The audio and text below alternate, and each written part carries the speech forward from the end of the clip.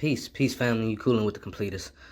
Today we are going to be discussing Disney Plus and how they have become such a success and only been out for not even 2 years. It will be 2 years in November. And I just want to discuss because I'm a big Disney fan. Really no matter the history, the bigotry and the racism that basically came up with the inception of Walt Disney and Disney's corporation. Um, I've always been a fan of Disney's work. I mean, personally, I've always loved cartoons and animations, and I'm a big musical fan. I love music. I love singing. I love singing along. That's just me. And I just want to discuss why Disney Plus streaming is so successful, and just want to give reasons why. I know Disney Plus and its content isn't for everyone.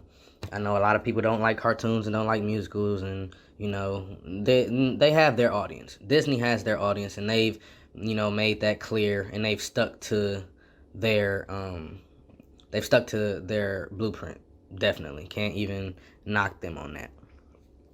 But when we're talking about movies, documentaries, specials, shorts, original films, you know what I mean, and TV series, just thinking about it, since November 12th, 2019, they have been giving us a lot of nostalgia, a lot of content, and it's really for all age groups. Of course, you probably won't see anything that's gut wrenching or brutal or bloody or gory on Disney Plus. No, that probably won't happen. But you can always get that realism, that step away from society. You can get on the Discovery Channel. You can literally watch documentaries on animals, on the earth, on science, on history. You can, you know what I mean? Like it's beneficial and productive content on there for everybody that thinks it's just Disney movies and cartoons and Marvel content.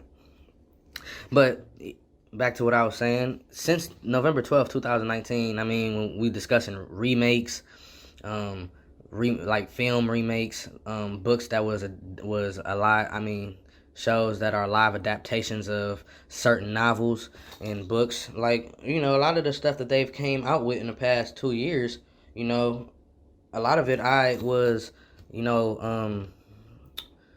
it was introduced to me at a very young age.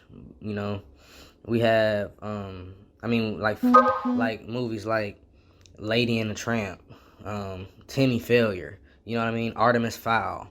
Even though Hamilton came out a couple years ago, they even put that on there. And I like musicals. It was a decent musical. I didn't expect it to be like Idlewild, but it was definitely a decent musical. Magic Camp, Phineas and Ferb, the movie. Like Soul. The movie that just came out with Jamie Foxx.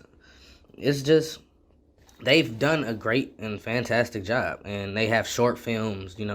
Short films like Luca, Us Again. You know what I mean? Marvel Studios Expanding Universe. They give you like these little few-minute episodes discussing certain characters and what role they're taking in the next phase of the MCU and the history behind them. You got a lot of stuff. You have Howard. Ron, the documentary about Ron Howard, Folklore. Marvel's Behind the Mask. You know what I mean? They have Stuntman, Playing with Sharks. Those are just documentaries.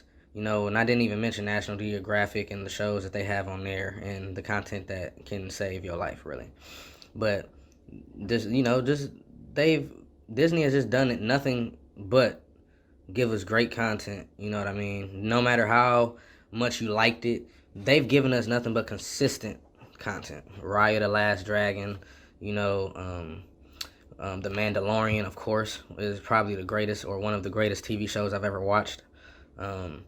They given us Clone Wars, which has given us over 10. They gave us Clone Wars, Rebels, and The Bad Batch was giving us over 12 seasons of content, and of art, and it's beautiful. You know what I mean? And not even thinking about the specials. Beyonce came out with a little special for Disney Plus, Black is King. which was definitely something, that just gave people a sense of good representation. No matter if you liked it or not, our people looked beautiful in that special. Everybody looked beautiful in that movie, you know? And Disney just has, and then they keep coming out with more things, and they have everything, that they have stuff that hasn't even came out yet, that we have stuff to look forward to. They put the original Disney films from back in the day when we were kids on there, old TV shows that was on Disney, like old superhero shows, Ultimate Spider-Man, Silver Surfer, X-Men. You know what I mean? All of these different genres and works of art on this one app. Like I said, it really doesn't matter how you feel about Disney. If you get on the Disney app, you'll find something you can watch. Even if you want, even like my Simpson fans, they have every season of The Simpsons on Disney Plus. Like, you know what I'm saying? There's things on there that will get you hip, and a lot of Disney films that just were, that we grew up watching. You know what I mean? But there's also going to be some films that are coming out later this year and next year. They have Aladdin, Live from the West. That's a musical. Diary of a Wimpy Kid. Diary of a Wimpy Kid. Night at the Museum. Chip and Dale Rescue Rangers. Adventures of the Wild, Ice Age. Hocus Pocus 2 is coming out. You know what I mean? Cheaper by the Dozen is coming out with another film. Three Men and a Baby are having a remake. Home Alone is getting a remake. Pinocchio, Sister Act 3, Lilo and Stitch. These are all the films that are coming up within this year or next year. And Disenchanted, you know what I mean? They are coming out with all of this stuff for our viewing pleasure.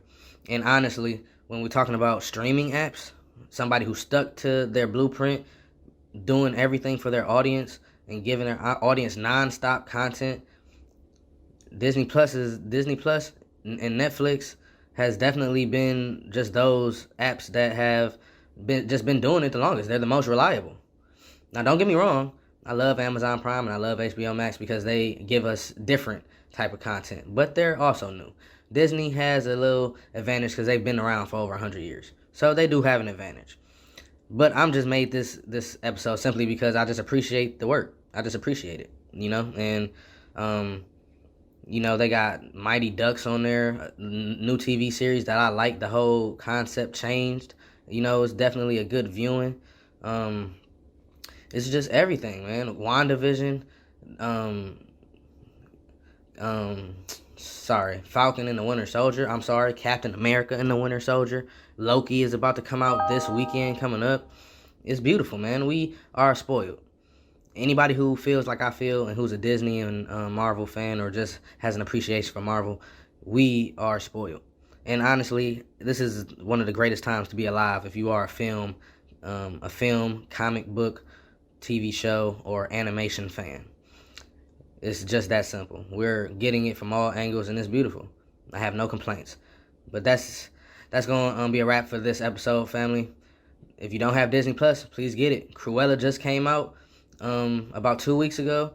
It's premiere access, which means you do have to pay for it. But in about a few weeks to a month, it'll be on there for everyone to view. Like I said, I just watched Raya the Last Dragon. I enjoyed that film very much. And it's Disney. Disney Plus is definitely an app that I'm going to be keeping for a while, if not until they give me a reason not to.